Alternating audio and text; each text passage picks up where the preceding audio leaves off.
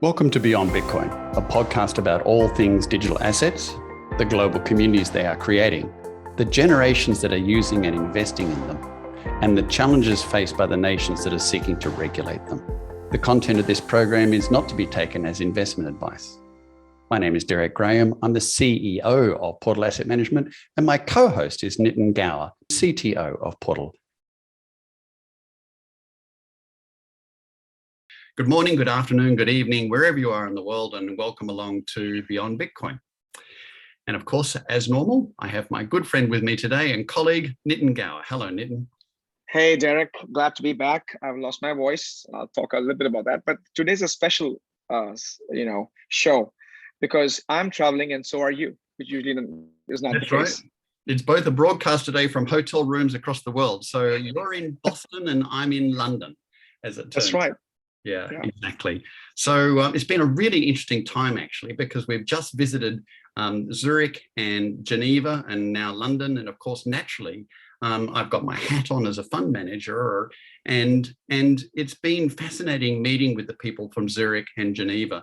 They are so much more switched on to this space, so much more engaged in what's happening with the future of banking and the future of digital assets than maybe I expected them to be. And so it's been delightful. And we're in our sort of second day in London, and certain people in London are quite connected and others aren't. Others just look at the market as a period of, oh my gosh, that's more volatility. I have no idea really what it does. So it's been a superb journey, but it's an interesting time. We've often started conversations, Nitin, by going, did you say volatile? So this week has been extraordinarily volatile, and we just need to talk about that. We need to talk about why it's volatile, what's been happening this week, what's been making it extra volatile. And so I thought I might start with the fact that there's a statement, macro matters, and in this space that's been the case.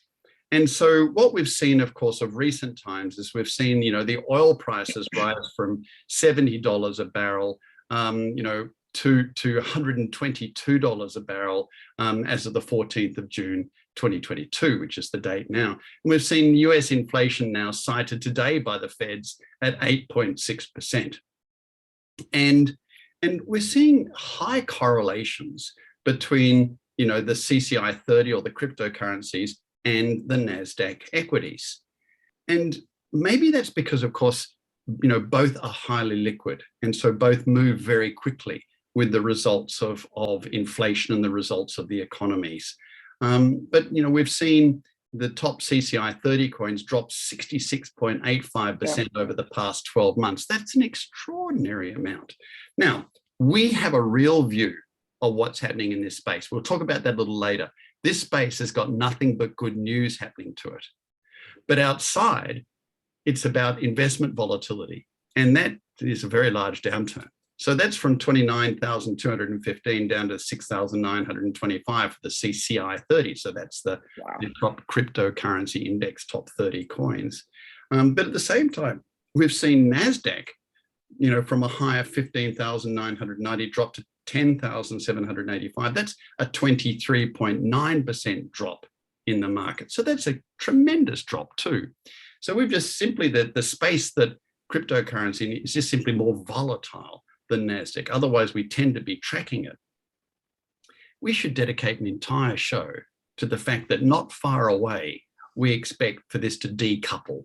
We should call it the great decoupling. In fact, we've got a webinar coming out in time called The Great Decoupling, because there should be a time when the growth of this space decouples from traditional technology environments such as NASDAQ. But what's made this particularly volatile, of course, are two occurrences. And one of the occurrences now is virtually old news, and that was Terra Luna and Terra Luna's great decoupling from its US dollar stable coin. And then just more recently, 30 days, a month to the day, the Celsius wallet on hold. So Nitin, let's shoot the breeze a bit about exactly what happened with Terra Luna and what's been happening now with Celsius, just to get some context why Absolutely. The market's so exaggerated. Yeah, I think we discussed Terra Luna on one of our other podcasts, but in brief, Terra Luna was, I think, a poorly designed tokenomic system where they were looking at this both in terms of you had a utility coin, you had a algorithmic stable coin. They were using utility to sort of balance and provide price stability to one token, and in absence of the real model, they begin to add Bitcoin to that equation. Suddenly now you begin to have three token models. That you had a Bitcoin, you had the Luna, and you had the Terra. Terra was trying to balance, and they were trying to have Bitcoin as a reserve backing to be able to uplift to maintain price stability of Terra. And what's interesting was that it is, and I think there's a lot of analysis on this topic, is that there was an anchor protocol again in the same Terra ecosystem, which was offering 20% yield, which is interesting because there's no such thing as risk-free returns. Yeah. Where they were offering 20% yield, and suddenly, a lot of people who were in it realized, and again, smart money finds its way better. They begin to liquidate after initial, what they have gotten into it, only because it is unsustainable. And also, if you look at some of the transaction volumes, money was going into this protocol. It is, the utility of money in general is when someone borrows and lends, and the money goes to be applied. So there's a capital efficiency to this. People are using money to build things and to build businesses. But I think there was a general consensus that the anchor protocol was sort of keeping that money. It wasn't going out. People weren't borrowing from that pool, and yet they were promising 20%. So that sort of had red flags, and that sort of created a fiasco when you had a massive liquidity events, and Terra began to sort of lose value.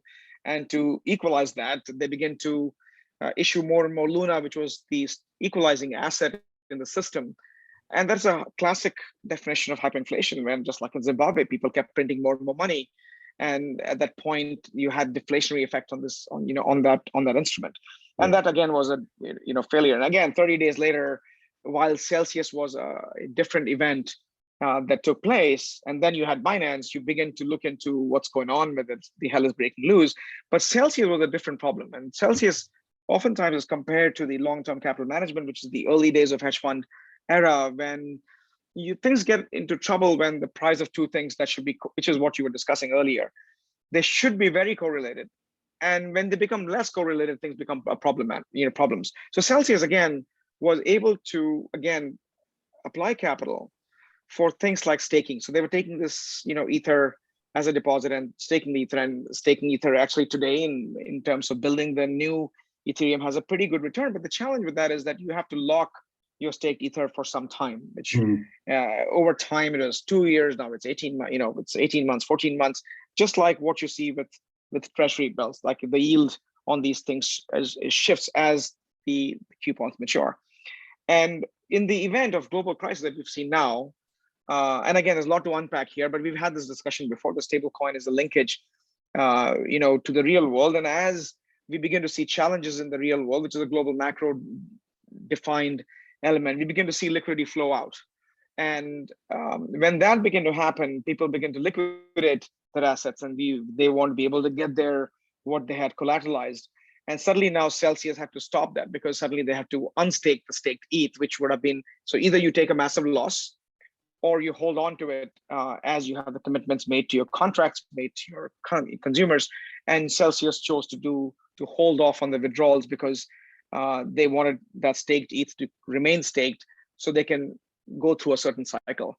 Right or wrong, I don't know of that, but that to me is, again, in the real financial world is unacceptable, only because of the fact that you have commitments, you have regulations, you have all kinds of guardrails built around it's your money, it's your asset, and you understand the risks of early withdrawal, which is what we've seen in some financial instruments.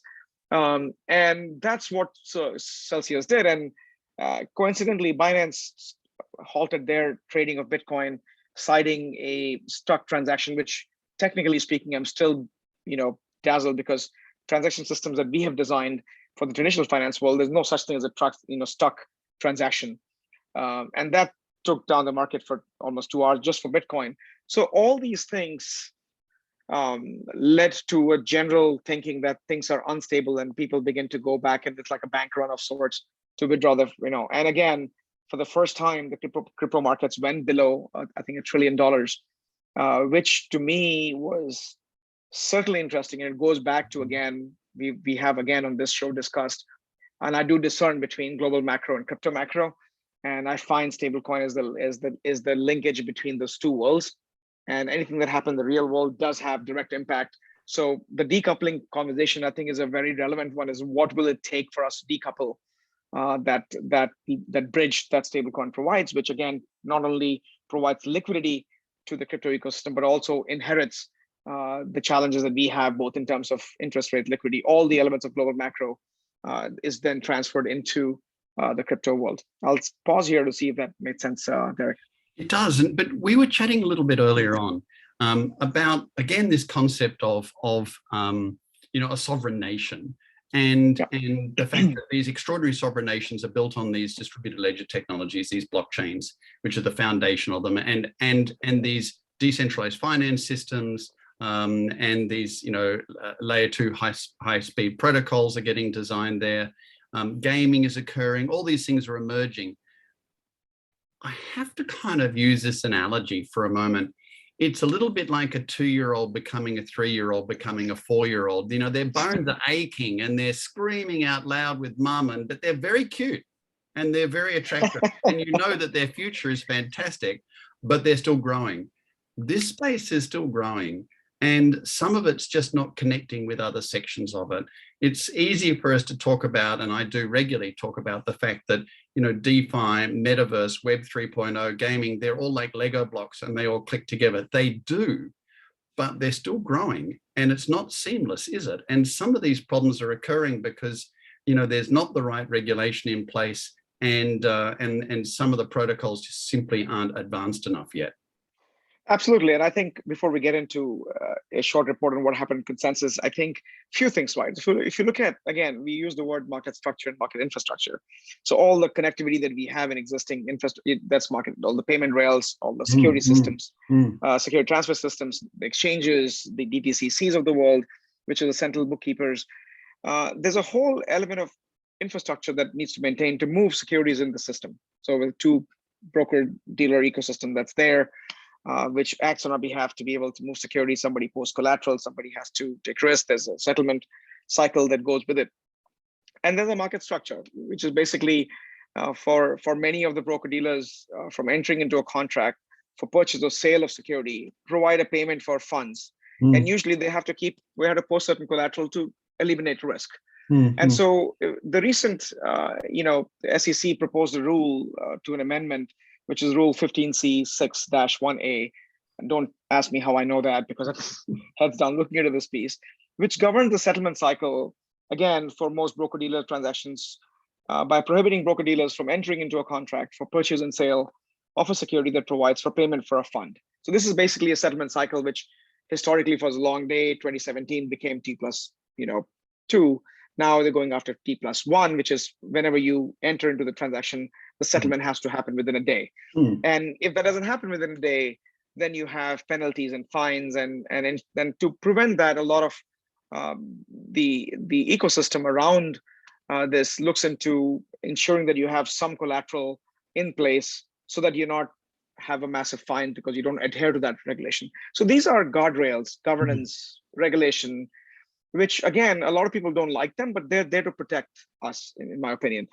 And something like what happened with Celsius, for example, should not have happened. Something that happens both in terms of, so risk and reward are tied to each other, and as long as we know the risk. But in this case, the ability for me to withdraw my own assets, which is not the case in an existing financial system, is something that is addressed by these guardrails and these regulation and rules. So what I'm trying to tell you here, Deryck, is that we need to have this, what I'm going to call as a crypto capital market infrastructure in place, which provides some of these guardrails and ruling that allows for the various market participants which form the market structure. So again, you have the yield farmers, and you have the exchanges, and you have the liquidity providers, and so these are all participants that sort of provide the structure. Right now, there's no real governance and rules. I mean, some decentralized exchanges and lending protocols like Aave and Uniswaps of the world allow you to be able to lock assets and collateralize assets and borrow against it. And in many cases, they require you to have over collateralization. But that is a self-agreed upon construct between parties to reduce risk. Not to mention that, having 150% collateral is, inefficient capital use in traditional terms. Yeah. But there's no real guardrail, there's no real rules. And I believe that whether we are going after SRO, which is self-regulated organization, which is what most financial industry is having that system. I think then you need to have that structure in place, in absence of which we'll see entities like Celsius and Binance of the world going through this entire infrastructure, which becomes a problem. That there's no fines, there's no consequences. And I think we need to have the consequences that ensures resiliency and reliability in the system, which is the market infrastructure. And I think, to me, all these failures, I'm going to learn from them and build upon successes. I'm seeing all these failures as, for many of us in the industry, to learn from and not be alarmist. Right? Yes. Look, it's interesting because, here's a quick question. What is the similarity between Celsius and Terra Luna? So I just think it's bad governance. That's it. There's a similarity. It's a different level of risk.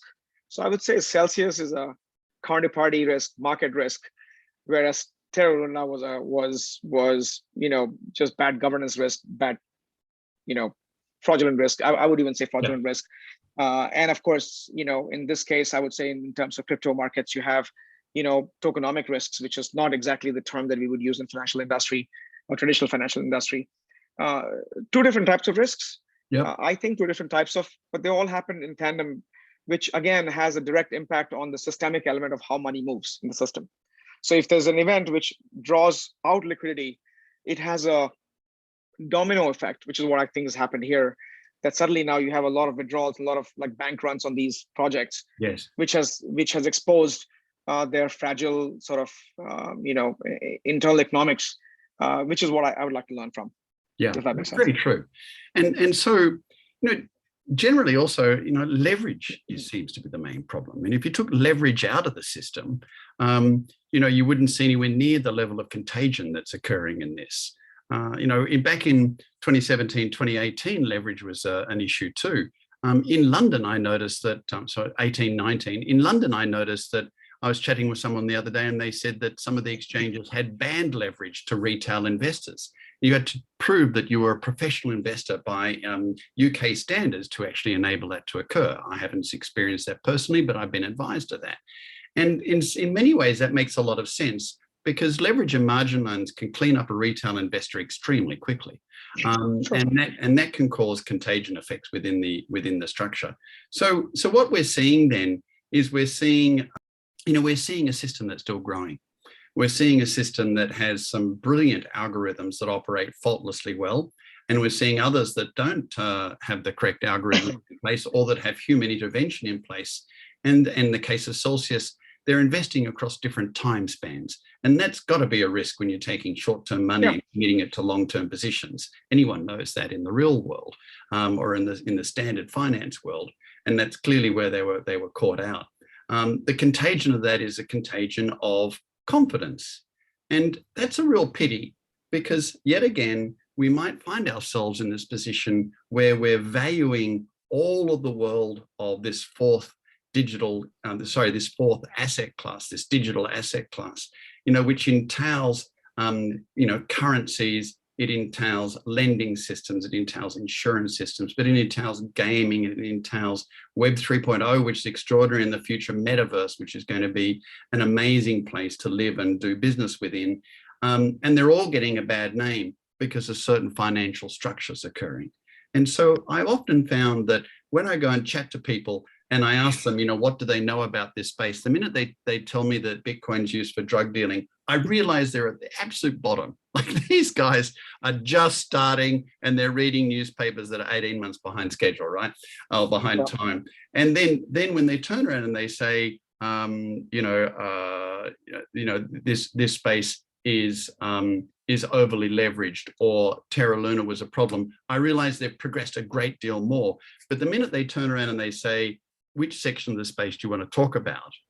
I start realizing these guys actually know that there are many sections to this area of digital assets, including this amazing Web 3.0 and metaverse, and including the fact that that DeFi plays a role in this Web 3.0 and metaverse, and that all of this is simply based upon a provenance validation system, an accounting system called a blockchain.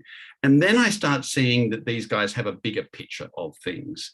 And so we see all of these things getting built out around us, but we realize it's still young. And there's areas of vulnerabilities in the space. And that's what we've seen just recently, isn't it? Yeah, no, so I couldn't agree more. I think your analogy of what you described in terms of Celsius, which is taking the long term, a position with short-term assets is just a bad idea. And I think that's what, the long-term capital management was all about. That is the correlated leverage that you would get from these things.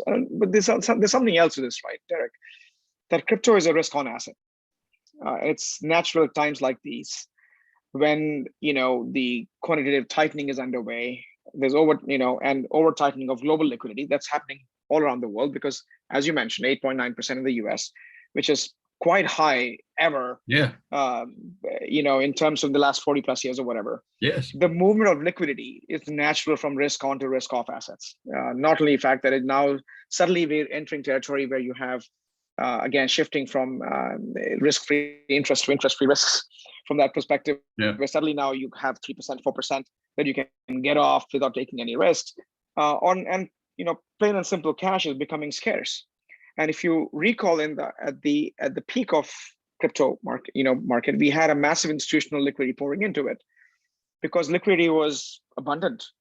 And suddenly now the markets are demanding for liquidity, and you have again a sell-off in crypto market because these were risk-on assets. Suddenly now the smart money is finding way because of returns and these projects. And so I think there's a little bit of that global macro at play here. That is, we should not ignore that, even despite the opportunity that crypto presents. That while crypto offers new opportunity, I think the fundamentals remain the same of demand and supply, the economic systems, the rules of what's scarce and what's not scarce, and the risk. Those fundamentals don't change. And I would say this, that having been in this space for quite some time, that I would use this opportunity not to be an alarmist, to learn from it, but also go back to fundamentals. Discipline is such an important part of any fund management activity, that we stick to our principles. We stick to the fact that there's a discipline to it, that we're not going to go into some shiny new asset without actually understanding the risk behind it. And what's amazing to me is, in this debacle, many educated and experienced people have made the mistake, and not because they did not know, but because they lack discipline to actually understand the risks that go with it. Which is what I think my learnings here is, that you stick to your guns, stick to your process, and just wait it out, and have the right mindset to have enough cushions built into your system that lets you handle this. I think that makes good sense, Nitin. And this is also this picking between speculating on where the ride of the market is, and looking at the fundamentals of what's happening in the market. And I can't help but think about the fundamentals on a regular basis here. And that is that, VC money, there's been $42.5 billion just from the US alone invested into this space in the last 15 months. And that's not speculating on the price of Bitcoin. It's not having a shot at where Ethereum is or taking the top 20 tokens. No, these guys are developing product. And so there might be some dumb money there, but there should be some smart money in it. There's VC money after all. And they're developing, Web 3.0 solutions and metaverse solutions and many other solutions that will appear over the next 2 months or so, the next 2 years or so, because of course this space is able to develop product at a very rapid rate. And last year's user base went from 120 million to 300 million in 12 months flat. And of course, as we've discussed before, we've seen this amazing uptake in developing nations adopting this technology to both transact and to build wealth from and to do business within. The number one being Vietnam back in September 21, and number two being India, when India may well have surpassed it by now. And so we're seeing the fundamentals, even though it's not faultless and there's some areas that aren't working correctly, we're seeing developed nations picking it up and using it. and using it quickly. And we're seeing a whole lot of new products coming. I wonder again whether our view of this space being in dog years, like every year is like 9 years or 7 years as it goes with dog years. I wonder whether we'll see this position now where the market's valuing it harshly and a great discount, whether we'll see that turn around reasonably quickly, maybe within 6 months, 12 months, 18 months. It's hard to tell the exact number, but because the fundamentals are there. And this gets us back to that topic again. When will it start decoupling from traditional technology? Because do you get what I'm saying? There's two levels happening. Yeah. There's a level of investment, transaction, and speculation, and there's just a level of straight building within the community that are occurring here. No, absolutely. I think that's another one. We had consensus, and we should certainly spend some time on that this week. And there's a lot of energy, enthusiasm around the builders, and there's still, we see money coming into this. What's amazing though is that I think the rule book, right? I mean, at some point, I think we should course correct for things that are not working. Yes. Is the element of airdrops and NFTs and really sort of real blurry projects are still evolving. Yeah. And I'm curious to see how long that momentum continues, because there is an element of risk that even VCs would like to see at some point to say, hey, all these projects seem to look alike. And so how do we discern between what's real and what's not? How big are the teams? How talented are the teams? Because I think there's still a lot of VC money going into it. And with past few conferences, technical conferences, we saw a lot more VCs than builders. And that made me, that to me was concerning, the fact that there's a lot of money chasing a few builders, which is never a good thing. People should compete for resources. And that's when you have amazing projects coming. And I guess only time will tell. From the VC funding piece, I think all we're discussing now are the token projects and token sort of systems and token financial systems, as opposed to the VC money coming as an investment entity into still funding and fueling projects that have not matured yet to issue the tokens to see the downstream function, which is where we are at the moment, I think. That's right. So I think sorry, go on, Nitin. Yeah, no, you continue. Sorry, I was just giving you a short update on consensus. Yeah, please. So there's big events. Yeah, so I think consensus to me, and I just wanted to, it was a wrap. It was a 4-day event. It was the moniker was the festival for celebrating the decentralized ecosystem, and the event sort of reflected the state of crypto and DeFi and decentralized ecosystem. It was chaotic. It was full of energy. And I think it was in need of structure, framework, and direction. I think there was a lot of very fuzzy and fluid conversations that didn't go anywhere. There was Money Reimagined, which was actually a precursor to the actual event. So the actual event was from 9th to 12th. On 9th, they had Money Reimagined for Pro Pass holders. I think that is very, very interesting from a content perspective, because focused on investment banking and insurance. And while the whole event, as I said, it was chaotic, it was full of energy. It felt I felt that the industry needs more builders. It needs more thought leaders. It needs real talent. Because there were a lot of people who had the rhetoric, but beyond the first 2 layers, they didn't know the depth of the industry and what they need to do. That's what I mean by thought leaders, like spending more time in the industry. And I feel that this is a progressive journey. And I said before that where failures are to learn from and successes are to be built upon. And in Money Reimagined, which to me was a much grounded perspective of the industry, because you have institutional investors, you have bankers, you have insurance entities, you have DeFi builders, you have stablecoin issuers, that there was a massive institutional demand for crypto collateral, which is central to the notion of custody. So how do we deal with custody of the assets and how do you treat that as collateral? There was a massive discussion on capital adequacy. So again, the notion of capital adequacy prevents from things like Terra and Celsius from happening.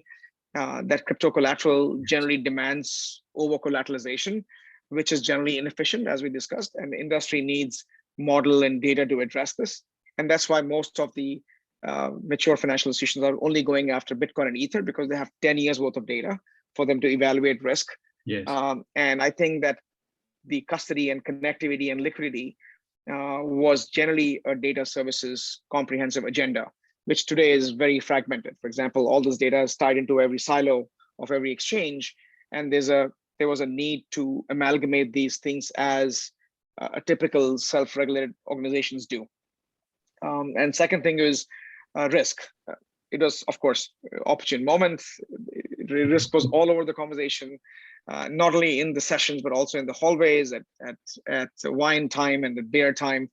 That the total broadly, the third-party risk management, which is something which large corporations look at when they do business with an entity, and the issues in light of Celsius and Terra, that the investment management and asset management community were greatly impacted by it. These are the Geminis and the Galaxies and many of the crypto asset managers per se. And so many investment managers only use now, which was a learning for me, that trading desks they basically don't use traders anymore. They use developers because they want to have a tighter control on how they use to govern these trading activities as opposed to making mistakes. Apparently, a lot of mistakes have been made by these trading desks, because they're used to traders, executing trades, whereas now there's a little nuanced element of using key management functions. And these are very niche sort of trading entities who actually do self-custody, who actually have self-management risk, which to me was very interesting, that the role of a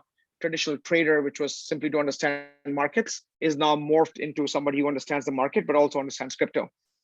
So talent is very, very much in need, which is why I'm saying that we need more talent in the industry to build this. So some of these were learnings. A lot of NFT metaverse, I think a lot of sponsored content, which was more of sales pitches, which to me was not very interesting. A lot of people still don't understand metaverse. People have their own definitions, whether it's gaming or virtual reality, AR functions. And that to me, again, the fact that we all are not in the same level of understanding of what the terms mean is what I mean by chaotic. That it's a little bit of a messy situation where everybody has their own definition that they have, which is fine. I think as you mentioned, it's a part of the growth process where we are growing and learning. Lack of standardization, which means that to me, it presents a massive investment opportunity of these amazing projects that could change the way we live in 10, 20 years from now. But it also presents massive risk only because no one agrees upon what is right and what's wrong. And neither, and the fact that there's no real classification around these different asset classes, these different projects, makes it very hard for regulators to agree upon how do you treat these things. And I'll say one more thing before I take a pause, Deryck, that there was a lot of regulators. We had congressmen, we had senators from, because it was a US centric event, global event, but it was in the US. And so we had, the two senators, Senator Lummis and Gillibrand, who basically proposed a bill. And we had Pat Toomey, who was, again, a champion in the industry. They talked about the fact the probability of stable coins being regulated by the end of the year, again, modeling after what Japan has done, that issuer of stablecoin have to be financial institutions, a regulated financial institution that prevents the liquidity and all the capital adequacy requirements, for instance. And they were still questioning whether do we take the existing agencies regulating, whether it's CFTC, SEC, or their equivalents in different countries, or do we create a new agency? And that was a hard question simply because there's no real classification of these assets. And so I think it'll take longer to pass those regulations. So there's a lot of, I think, again, money reimagined, traditional finance, institutional entry into crypto was really interesting, a little bit more mature conversations. Regulation was top of mind. And then you also had the other chaotic conversation, which was all over the map, depending on who you speak to, which makes it harder to have a conversation because everybody has an opinion and opinions don't, really distill down into knowledge until they become more and more accepted, understood, and harmonized. I'll pause here to see if that made sense. Look, that does make sense. Now, because we're running out of time here, I just wanted to sort of sum up this, because as you realize, we wear a number of hats. We wear a hat with a fascination about the space, and a hat with technology expertise, and a hat with financial expertise in it. From an investor viewpoint, I see this is that we're committed to this child. It's beautiful and it's growing rapidly and its future is extraordinary. There's no use to turn around and say, I'm going to walk away from it for 6 months and let it starve. We need to stay and we need to look at it as an investment horizon that's over a number of years rather than over 6 months. And so the last 6 months have been really a tough ride for investors, but in most cases, it's impermanent loss. it's a turn back on valuation on this, unless of course they've been speculating at the bottom end of the alternatives. But if you've got an investment strategy, it's a setback period, and so we're keen to follow and see this young child grow, because its future is extraordinary, and it'll be the future that, by the way, generation X, Y, and Z and onwards will be using. So I guess to take from this, there's a lot that's been learned over the last 6 months and more to learn.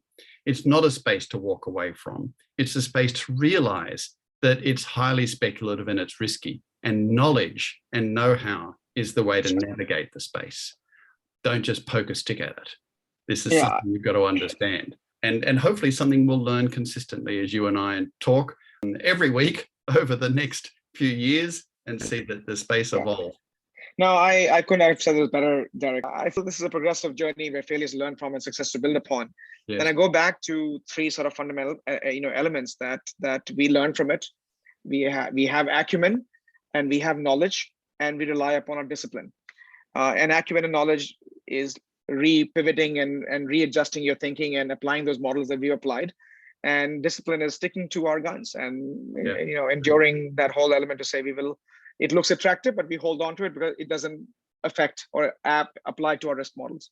So discipline is really, really important, I think, as a message. Very much so, both in technology development and in fund management. Sure. All right, excellent. So bye for now from London, and bye from you from Boston. And next week, back from Australia and Austin, Texas, I think, again. I think so too. Take care, Deryck. Travel well. Talking to you. Safe travels. Bye for now. We hope you enjoyed our weekly conversation.